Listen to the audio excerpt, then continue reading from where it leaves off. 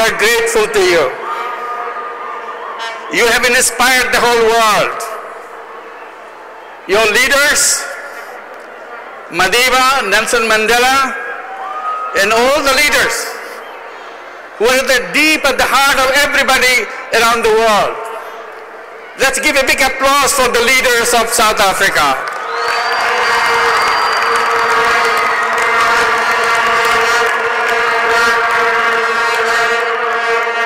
What South Africa has done,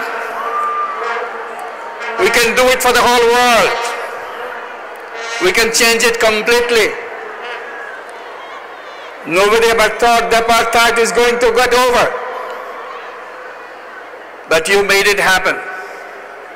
You saved human dignity for the whole world. And all the impossibles that you see today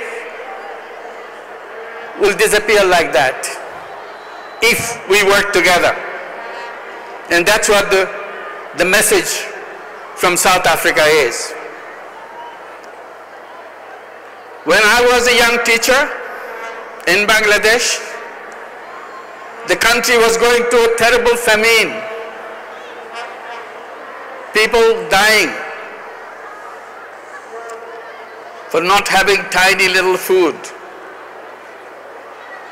1,000 people died, hundreds of thousands of people died. And you see nothing but frustrations around here. And we were told by American leader that Bangladesh is a basket case. No need to pay attention to that country. Today, this year, in 2013, Bangladesh has come out with the big news that Bangladesh has achieved the Millennium Development Goal number 1, reducing poverty by half.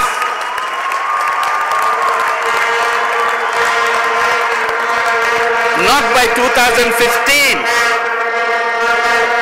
We still have 2.5 years to go when we achieve that. And when Coffee and United Nations declared in 2000 all these 8 Millennium Development Goals, people laughed at them. These are crazy people. They don't mean business. They didn't believe that you can reduce poverty.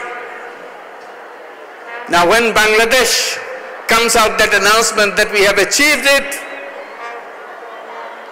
it has a special significance because Bangladesh was a basket case. People who are extremely poor. If that country can do this miracle, any country in the world can do it. And we'll make it happen. And we'll make it happen soon, by 2015. And we want to make sure by 2030 we end poverty in this planet. Nobody in this world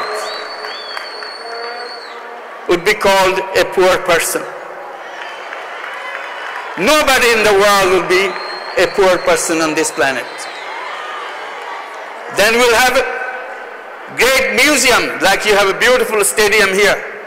We'll have a big museums to show the poverty, because there will be no poverty in the world, so we have to create museums for that, to tell people what poverty used to be like.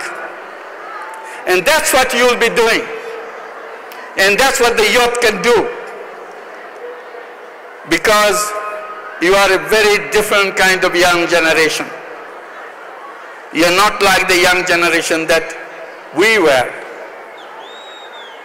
You are the most powerful young generation in the whole human history. Feel that power. It is in you.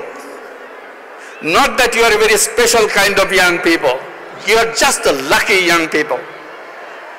You are lucky because you are born in an age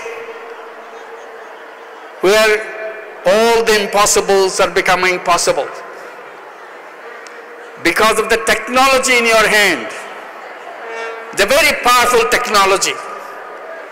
Today, each one of you, not all of you together, just each one of you is capable of changing the whole world.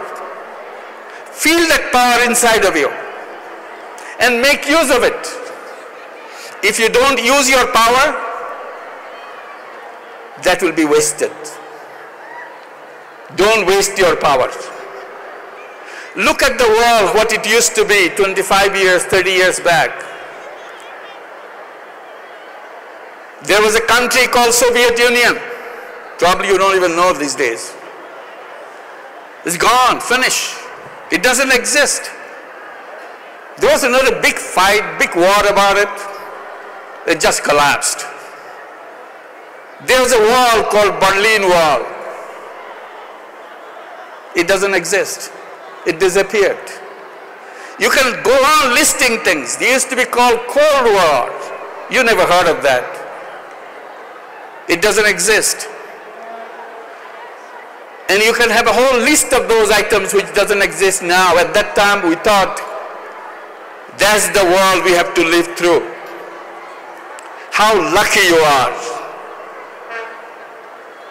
Those things are gone. And then you have the technology in your capacity, in your hand. Those technologies which were never thought would be available to us. We can change everything with the application of that technology. You are the master of that technology. Our generation doesn't understand the technology that you have. Show that power. Go ahead. Take charge of the planet. If you take charge of the planet, planet will be a different planet. What will happen 20 years, 25 years from now? Imagine that. You know, you watch the science fiction, movies, movie serials, all kinds of things happen in science fictions. People go into other galaxies, and unheard of things happen. And you think, okay, these are not real, this will never happen. You know what? Whatever you see in those science fictions, science follow that and make it happen. But unfortunately, we don't write social fictions. We need to write social fictions. Things that we want to see happen. It doesn't exist now, but we want to make them happen. So we will have movies about social fictions. We'll have television series on social fictions. That's the kind of world we want. Then we, all of us, will follow that, make it happen. If you imagine, it will happen. If you don't imagine, it will not happen.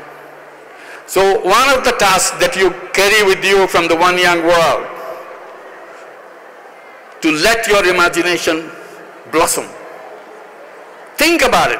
It doesn't cost anything to let your imagination kind of flourish. The more imagination you'll have, more things will happen quickly. Today, the distance between impossible and possible is shrinking. It's no longer big distance between impossible and possible. You are lucky that still some impossibles are there. Future generations will be very unlucky because of you. Because we'll make all the impossibles possibles. They will be getting bored, not knowing what to do. You have such an exciting job to do. We have to create a world where nobody will be a poor person.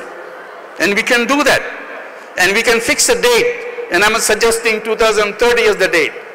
Let's work together because we can do things very, very fast, faster than we ever did. We can create a world where nobody will be an unemployed person. There is no reason whatsoever why a young person would be unemployed.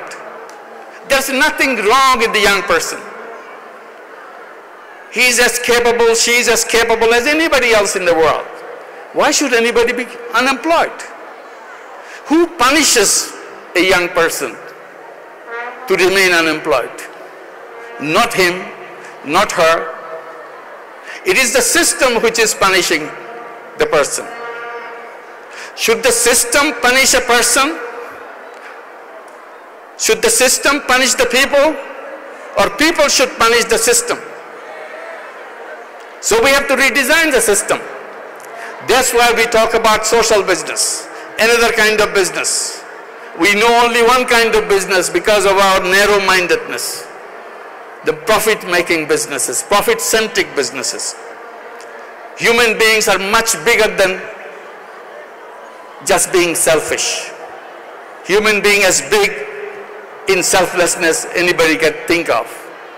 Why don't we create business on the basis of selflessness and create businesses to solve problems?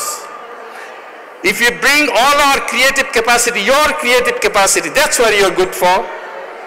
If you bring all your creative capacity and use it in a business way to solve all the problems we have around us, all these problems will disappear.